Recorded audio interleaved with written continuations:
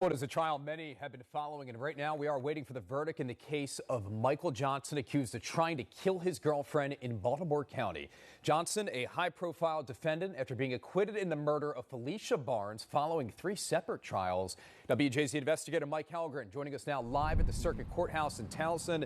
And Mike, you have been following this. Where do things stand with the jury right now?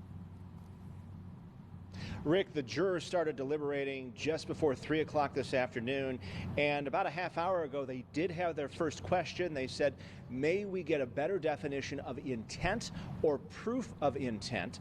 The judge referred them to the jury instructions. 8 years after he was cleared in the murder of 16-year-old Felicia Barnes in Baltimore, Michael Johnson is now in a Baltimore County courtroom fighting charges he attacked, raped, and tried to kill his girlfriend inside her apartment in 2024. In their final argument to the jury, prosecutors said Johnson tortured, brutalized, and strangled the victim. He tried to kill her and was nearly successful. It's remarkable, absolutely remarkable she survived this. I think that the prosecution did a very good job. And also the defense did a good job in exposing the holes, the lack of evidence with law enforcement, the lack of documentation with medical. Johnson's public defender, Amy Stone, told the jury what happened here was a physical fight, a tussle. The victim ended up with injuries to her face. Michael Johnson did not try to kill the victim. Michael Johnson did not try to rape the victim in any way. She tried to pick apart the medical findings, including testimony of the forensic nurse at GBMC, where the victim was treated following the attack. Barnes' family has been closely watching, telling us they see parallels to Felicia's case. My heart is honestly heavy.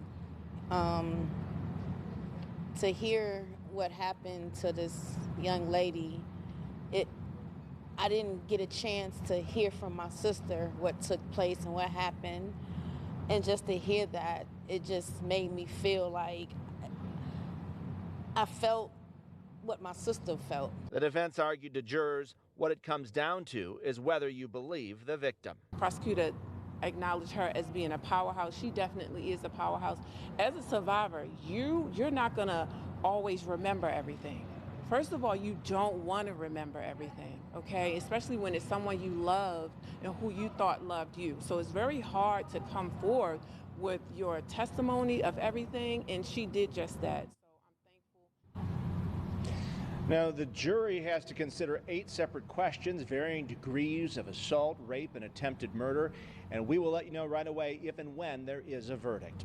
We're live in your corner in Towson. Mike Halgren, WJZ.